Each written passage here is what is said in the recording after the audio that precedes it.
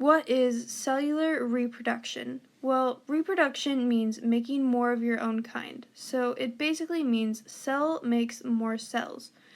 There are two types, asexual and sexual.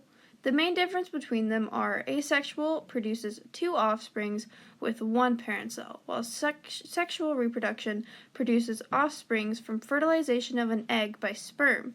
Both have advantages and disadvantages. For example, asexual reproduction is faster and produces large amounts of offsprings, but there's no genetic variation since all offsprings are identical, while sexual reproduction is slow and produces less offsprings, but they're genetically different. For now, I'll focus on asexual reproduction of an eukaryotic cell, which is called mitosis. Mitosis has 5 phases: prophase, prometaphase, metaphase, anaphase, and telophase. But before mitosis begins, the cell needs to grow. This process is called interphase, which is a big chunk of this whole process. Interphase can be split into 3 parts, G1, S, and G2. To simplify them, the cell grows, it copies its chromosomes, and then it grows some more. Now that the cell has grown, it's ready to start dividing, starting with prophase. In prophase, chromosomes, which are made up of 2 sister chromatids connected by a centromere, are formed. Next is prometaphase, where the nuclear envelope breaks and the centrosomes go to opposite sides of the cell, while the spindle microtubules attach themselves to the chromosomes using a kinetochore. In metaphase, the mitotic spindle is fully formed, and all the chromosomes sit in the center of the cell on the metaphase plate. Now with anaphase, where the cell starts to split. In anaphase, the chromosomes are split apart into daughter chromosomes and are pulled to opposite ends of the cell. This happens so that when the cell splits, each daughter has an equal amount of chromosomes they need. Then there's telophase, where there are now technically 2 cells, each with their own kinda nucleus it's still forming. Now mitosis is completed. Except the cells are still stuck to each other, so therefore there is one more step called cytokinesis, where basically the cytoplasm forms a cleavage furrow and then is pinched into 2 cells.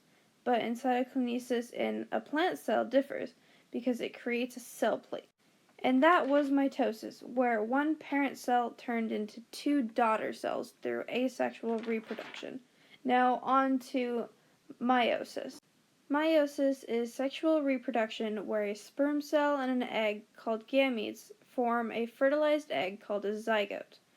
Meiosis has 2 parts, meiosis 1 and meiosis 2.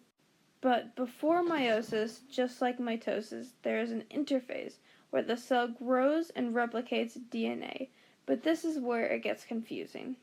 Normal cells that aren't gametes have 46 chromosomes, making them diploid cells, but gametes have 23 chromosomes, making them haploid cells. These chromosomes are called homologous chromosomes because they carry genes that control some inherited characteristics.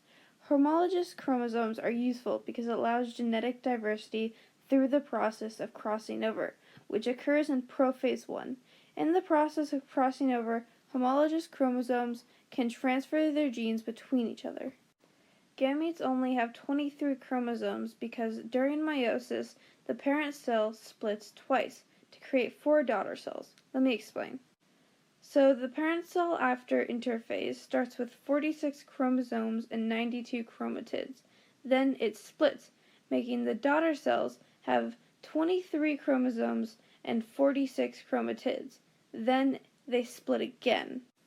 When they split again, that's when mitosis 2 begins, and it's the exact same as meiosis, but the big difference is that sister chromatids are separated. Then finally, meiosis ends with 4 daughter haploid cells, each with 23 chromosomes. Thank you. That was What is Cellular Reproduction by Nyla, Benatzky, 10th grade.